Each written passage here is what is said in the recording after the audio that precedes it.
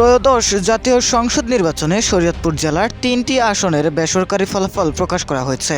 ঘোষিত ফলাফল অনুযায়ী জেলার 3টি আসনেই বিএনপি মনোনীত ধানের শীষ প্রতীকের প্রার্থীরা বিজয় অর্জন করেছেন। শরীয়তপুর 1 আসনে ৭৭,৩৯৮ ভোট পেয়ে বেসরকারিভাবে নির্বাচিত হয়েছেন বিএনপির প্রার্থী সাইদ আহমেদ আসলাম। তার নিকটতম প্রতিদ্বন্দ্বী বাংলাদেশ খেলাফত মজলিসের প্রার্থী মাওলানা জালালউদ্দিন আহমেদ রিকশা প্রতীকে পেয়েছেন ৬২,৭১৭ ভোট।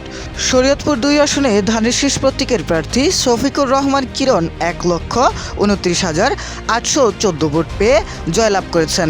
তার নিকটতম প্রতিদ্বন্দ্বী দাড়িপাল্লা প্রতীকে মাহমুদ হোসেন বকাউল পেয়েছেন ৭০,৮৯২ ভোট। অন্যদিকে শরীয়তপুর 3 আসনে ১,০৭,৫১৬ ভোট পেয়ে বিজয়ী হয়েছেন বিএনপি প্রার্থী মিয়া নুরউদ্দিন আহমেদ অপু।